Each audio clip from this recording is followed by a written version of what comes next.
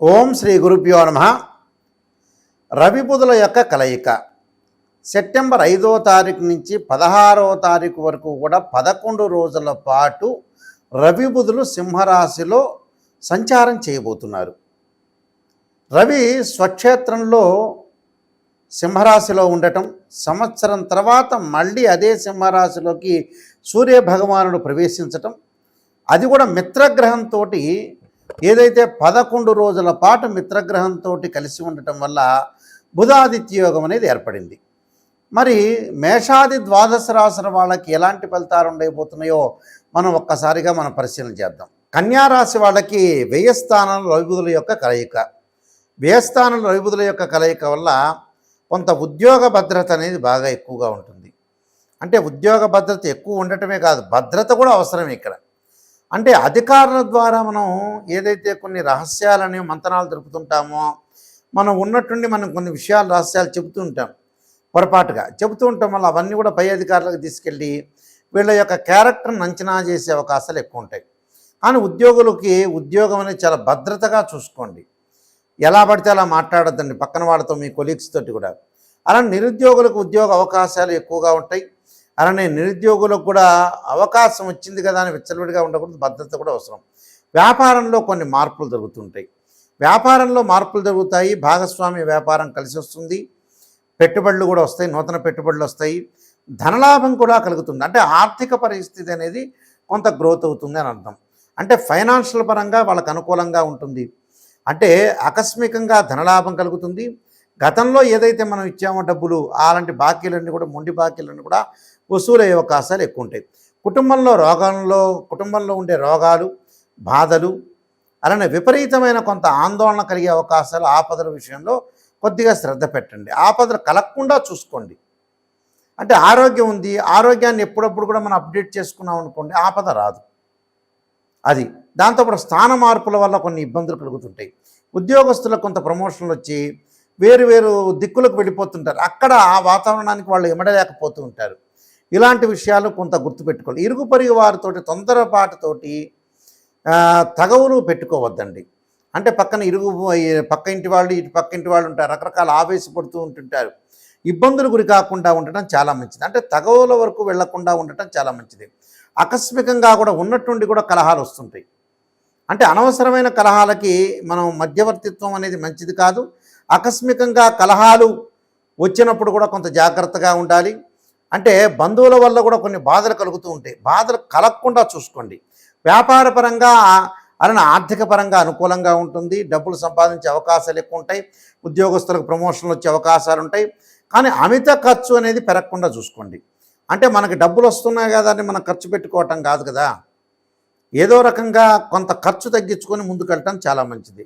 దాంతోపాటు బంధు నష్టం, బంధువులకు ఏదో కొంత తీవ్రమైన అనారోగ్య సమస్యలు, వాళ్ళు మరణించటంగా జరిగే అవకాశాలు ఉంటాయి. ఉష్ణ సంబంధమైన వ్యాధులు, అనవసరంగా ప్రయాణాలు చేయొద్దండి. ఏదైతే ప్రాణాపాయం ఉంటుందో అలాగా సూచన, అంటే ఆప్త బంధువులకు కలిగే అవకాశాలు ఎక్కువ ఉంటాయి.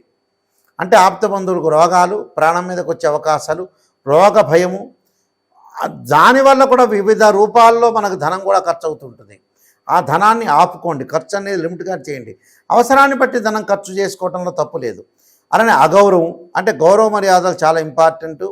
భోజన సౌఖ్యం, సరైన సమయంలో భోజనం చేయండి. జాయింట్దారులతో కొంత మనస్పర్ధలు వస్తూ ఉంటాయి. అంటే జాయింట్దారులు అంటే భాగస్వామ్య వ్యాపారం చేసే వాళ్ళకు కూడా కొంత నువ్వు ఒక మాట అంటే నేను ఒక మాట అంటే, నేను ఒక మాట అంటే ఇంకో మాట జరిగే అవకాశాలు ఎక్కువ ఉంటాయి. కాబట్టి భాగస్వామ్య వ్యాపారంలో కూడా కొంత శ్రద్ధ వహించడం చాలా మంచిది. అంటే ఇవన్నీ కూడా మనం అనాలిసిస్ చేసుకోవాలి.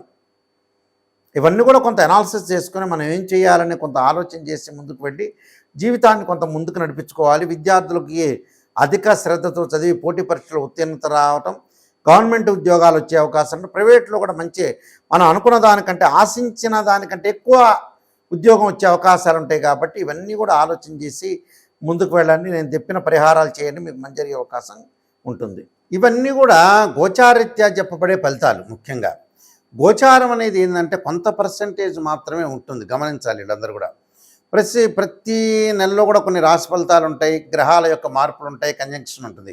ఈ కంజంక్షన్లో ఏదైతే మన గ్రహం బాగలేదో ఆ గ్రహానికి ఆ దోష పరిహారాలను శాంతి చేసుకోవటం ముఖ్యం. దానితో పాటు గోచారాన్నే కాకుండా జన్మజాతకం అనేది చాలా ఇంపార్టెంట్గా ఉంటుంది.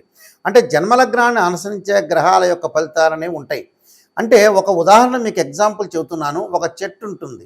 ఆ చెట్టుకి ఎప్పుడూ కూడా కింద మనకి ఎప్పుడైతే వేళ్ళు ఉంటాయి, ఆ వేళ్ళు ఏంటంటే బర్త్ చార్ట్. అంటే పుట్టినప్పుడు మనకి వేళ్ళతోటి చెట్టు ఒకటి వస్తుంటుంది. ఆ వేళ్ళు అనేది ఏంటంటే బర్త్ చార్ట్. ఆ చెట్టు ఎదుగుతూ ఉంటుంటే సీజన్లో మనకి ఆకులు కింద పడుతూ ఉంటాయి. మళ్ళీ ఎండాకాలం ఆకులు కింద పడుతుంటాయి. మళ్ళీ వింటర్ సీజన్లో అలా రైన్ సీజన్లో ఆకులు వస్తూ ఉంటాయి. అంటే ఆకులు చిగురుస్తూ ఉంటాయి. ఆ ఆకులు అంటేనే గోచారం అని అర్థం.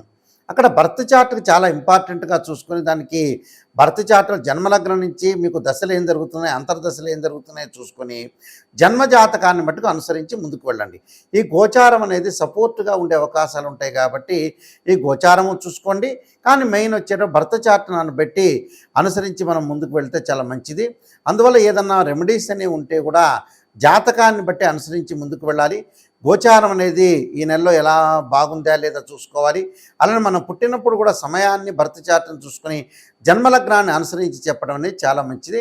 అయితే ప్రత్యేకంగా కొన్ని పరిహారాలు చేసుకుంటే మీకు మంచి జరిగే అవకాశం ఖచ్చితంగా ఉంటుంది. సూర్యభగవానుడు ఆరాధన చేయాల్సిన వ్యక్తులు ఎవరైనా సరే ఈ రాశి వాళ్ళు ఏమి చేయాలని చాలామంది కూడా సందేహం అడుగుతుంటారు. ముఖ్యంగా 4 విషయాలను ప్రత్యేకంగా చెబుతాను, వింటుండండి మీరు.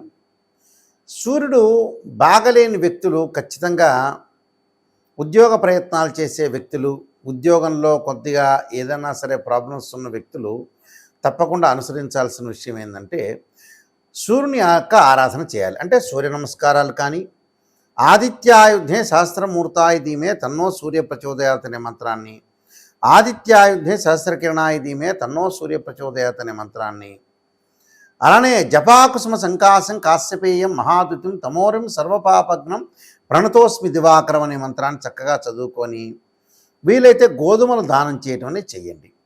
బుధగ్రహం అనుకూలంగా లేని వ్యక్తులు తప్పకుండా బుధుడిని ఆరాధన చేయాలి. ఎలా చేయాలి? బుధుడిని ఆరాధన చేయాలంటే బుధుడు బుద్ధికారకుడు. అంటే ఇంటిలో ఓం నమో నారాయణాయ నమః అనే అష్టాక్షరి మంత్రాన్ని బుధవారం రోజున చేయటము, దానితో పాటు విష్ణు సహస్రనామ పారాయణం చేసుకోవడం చాలా మంచిది. అంటే ఉద్యోగం కానీ, వివాహ ప్రయత్నాలు కానీ, ఆరోగ్యపరంగా కూడా ఇబ్బందులు పడుతున్న వ్యక్తులందరూ కూడా శరీరే జర్జరీభూతే వ్యాధిగ్రస్తే కళేబర ఔషధం జాహ్నవీతోయం వైద్యో నారాయణ హరి అనే మంత్రాన్ని తప్పకుండా ఆదివారం రోజున చదవటం వల్ల చాలా మంచి జరిగే అవకాశం ఉంటుంది. ఇంకొక ప్రత్యేక రెమెడీ చెబుతాను. మనకు గోధుమ పిండి ఉంటుంది. ఆ గోధుమ పిండితో 2 ప్రమిదలు తయారు చేసి ఆ ప్రమిదల్లో చక్కగా ఆవు నెయ్యి వేసి 2 ఒత్తులు వేసి దీపారాధన చేయండి. ఆ దీపారాధన ఎప్పుడు చేయాలి? ఆదివారం రోజున దీపారాధన చేయటం వల్ల కూడా చాలా మంచి జరిగే అవకాశం ఉంటుంది. తప్పకుండా ఇంటిలో విష్ణు సహస్రనామ పాలన చేయండి. ఒకవేళ మనం పాలన చేయలేదనుకోండి, ఏదన్నా ఒక కంప్యూటర్లో కానీ ఏదైతే మనకి స్వరం పరంగా వినండి. అంటే ఇప్పుడు సీడీలు వచ్చినాయి, గతంలో ఎప్పుడో టేప్ రికార్డులు ఉండేవి.